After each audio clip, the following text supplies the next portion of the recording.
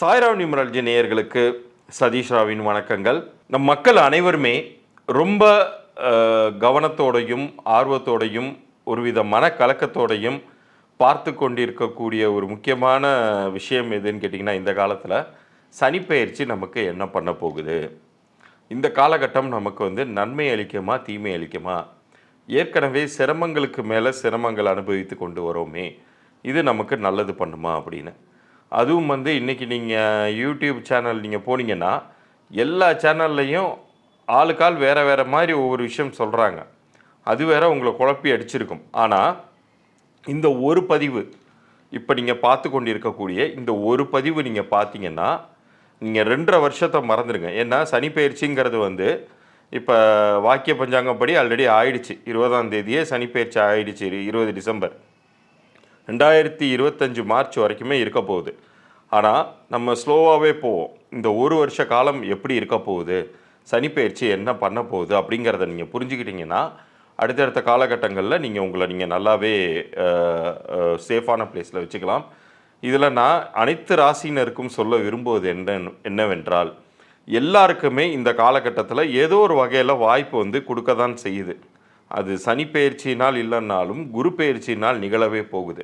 ஆனால் அது எந்தெந்த காலகட்டம்னு தெரிஞ்சால் தானே நீங்கள் அதற்கு தகுந்தாப்பில் திட்டமிட முடியும். அதனால் இந்த ஒரு பதிவு நீங்கள் பார்த்தீங்கன்னா உண்மையிலேயே உங்களுக்கு என்ன நடக்க போகுது, நீங்கள் பயப்படலாமா பயப்பட தேவையில்லையா, எந்தெந்த விஷயங்களில் முயற்சி பண்ணலாம், எந்தெந்த விஷயங்களில் கவனம் செலுத்தலாம், எதுவுமே செய்யாமல் அப்படியே இருக்கலாம் அப்படிங்கிறத பற்றி நான் தெளிவாக சொல்ல போகிறேன். இது கிரகங்களின் அடிப்படையில் இருக்கக்கூடிய பலன்களாக இருக்கிறதுனால ஒவ்வொருத்தரும் அவங்களுடைய ராசிக்கு தகுந்த பலன்களை இப்போது நீங்கள் பார்க்கலாம்.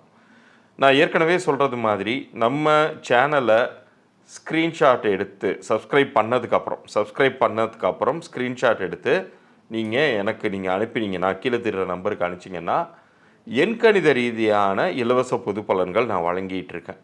அது உங்களுடைய பெயர், உங்களுடைய பிறந்த தேதிக்கும் கூட்டு எண்ணிற்கும் பொருந்திருக்கா பொருந்தலையா அந்த அளவில் மட்டும் உங்களுக்கான பொது பலன்கள் கொடுப்பேன். கூடுதலாக உங்கள் பிறந்த தேதியின் சிறப்பம்சங்களை பற்றியும் நான் அதில் சொல்லுவேன். இதே வியாபாரிகளுக்கு வியாபார பெயர் பொருந்திருக்கா பொருந்தலையாங்கிற தகவலையும் சொல்லுவேன். பிறந்த குழந்தைகளுக்கு நீங்கள் பேர் வச்சுருந்தீங்கன்னா பேரோட அந்த குழந்தையுடைய பிறந்த தேதியும் நேரத்தையும் அனுப்புங்க. பேர் வைக்கலைன்னா அந்த நட்சத்திரம் என்ன, அதுக்கான எழுத்துக்கள் என்னன்னு சொல்லுவேன். பேர் வச்சுருந்தீங்கன்னா அந்த பேர் பொருந்திருக்காங்கிறத இலவச பொது பலன்களாக நான் கொடுக்குறதா இருக்கேன். ஆனால் நான் மறுபடியும் சொல்கிறேன், நம்ம சேனலை நீங்கள் சப்ஸ்கிரைப் பண்ணிவிட்டு லைக்கும் தட்டிட்டு நீங்கள் அது ஸ்க்ரீன்ஷாட் எடுத்து உங்களுடைய பிறந்த தேதி, பெயர், உங்கள் வியாபார பெயர் இந்த தகவல்களோடு அனுப்பிச்சிங்கன்னா உங்களுக்கான பதில்கள் 3 நாட்களுக்குள்ளார நான் அனுப்பிச்சி வைப்பேன். இப்போ பலன்களுக்குள்ளார போகலாம். மிதுன ராசிக்காரர்களுக்கு இந்த சனிப்பெயர்ச்சி குரு பெயர்ச்சி காலகட்டம் எப்படி இருக்க போகுதுங்கிறத பார்ப்போம். முதலையே சொல்லிடுறேன், நீங்கள் நிறைய ப்ரோக்ராம்ஸ் பார்த்து குழப்பிக்க கொள்ள வேண்டாம். இதில் நான் சொல்லியிருக்கிற விஷயங்களை நீங்கள் கடைபிடித்தாலே அல்லது புரிந்து கொண்டாலே போதுமானது. 80% உங்களுக்கு மிக நன்மையான காலகட்டங்க. இதுக்கு மேலே என்ன வேணும்? டிஸ்டிங்ஷனில் பாஸ். ரொம்ப ஒரு அற்புதமான ஒரு காலகட்டம் தான். காரணம் என்ன தெரியுங்களா? உங்களுக்கு 11ஆம் வீட்டில் குரு நிற்கிறார். இந்த சனிப்பெயர்ச்சிங்கிறது 20ஆம் தேதி நடந்துருச்சு. வாக்கிய பஞ்சாங்க அடிப்படையில் 20 டிசம்பர் 2023 நிகழ்ந்துருச்சுனாலும் திருக்கணித அடிப்படையில் 17 ஜனவரி தான் நடக்குது. பட் ஆனால் முற்பலன்லாம் கொடுக்க ஆரம்பிச்சிருப்பார் சனி பகவான். சனி உங்களுக்கு 9ஆம் வீட்டில் நிற்கிறார். இதனால் கெடுதல்கள் எதுவும் விளைந்துருமா அப்படின்னு கேட்டால், அவரு தானே உங்களுக்கு பாக்யஸ்தானாதிபதி. பாக்யாதிபதி எப்படி உங்களுக்கு கெடுதல் பண்ணுவார்?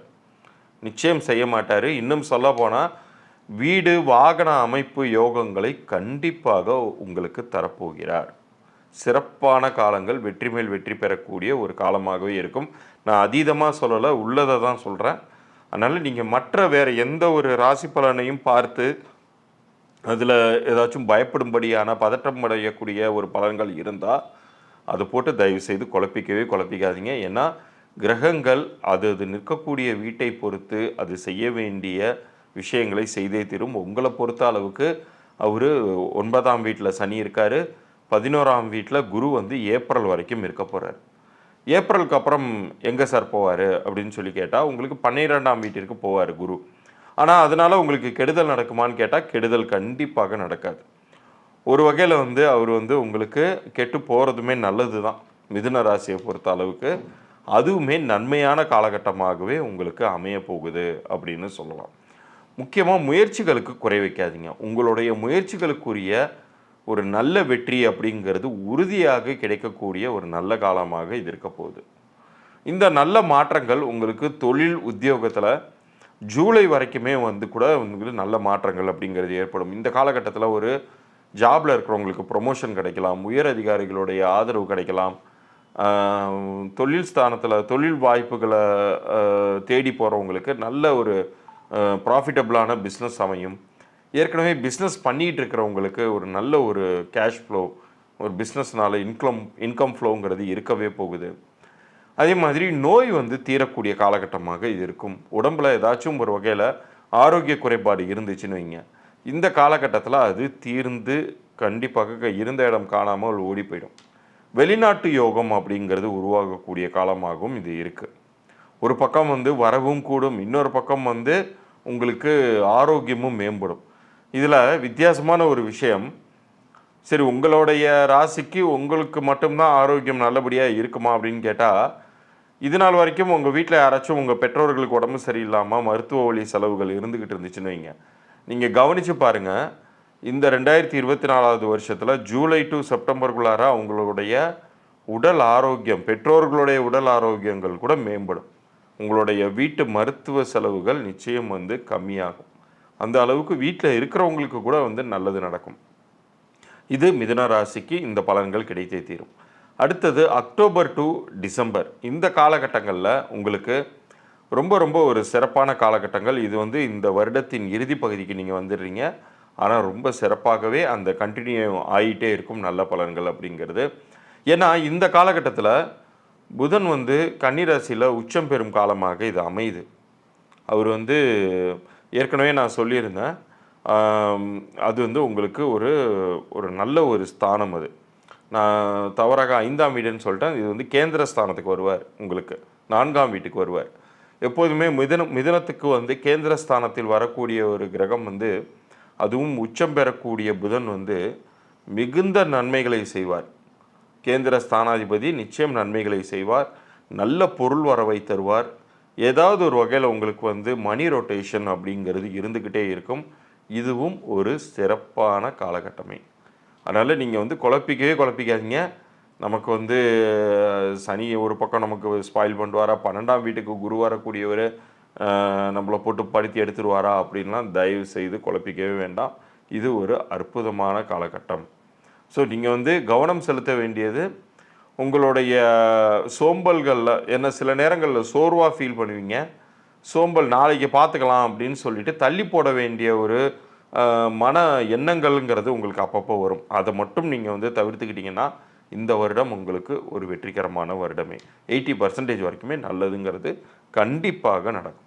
ஸோ இவ்வளோ நேரம் இந்த பலன்களை ரொம்ப தெளிவாக கேட்டிருப்பீங்க. இப்போ உங்களுக்கு வந்து ஒரு பயம் அற்ற தன்மை இருக்கும் அப்படின்னு நான் நம்புகிறேன். ஏன்னா உங்களுக்கு எப்போ என்ன எதை செய்யணும், இந்த காலகட்டம் எந்த அளவுக்கு நன்மையாக இருக்குது அல்லது எந்த அளவுக்கு கவனத்தோடு இருக்கும் அப்படிங்கிற விஷயங்கள் எல்லாமே உங்களுக்கு புரிஞ்சிருக்கும்.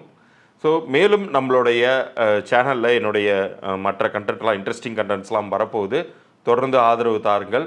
இன்னும் நிறைய சுவாரஸ்யமான பதிவுகளுடன் உங்களை சந்திக்கிறேன். நான் ஏற்கனவே சொன்னது மாதிரி நம்ம சேனலை லைக் பண்ணி உங்களுடைய ஃப்ரெண்ட்ஸுகளுக்கும் ஷேர் பண்ணுங்கள். ஏன்னா இந்த நல்ல தகவல்கள் உங்களுடைய மற்ற ரிலேஷன்ஸுக்கும் ஃப்ரெண்ட்ஸுக்கும் போகணும் அப்படிங்கிற நல்லுள்ளத்தோடு அனுப்பிச்சி விடுங்க. நீங்களுமே சப்ஸ்கிரைப் பண்ணி ஸ்க்ரீன்ஷாட் எடுத்து உங்களுக்கான இலவச பொது பலன்களை பெற்றுக்கொள்ளலாம் 3 நாட்களுக்குள்.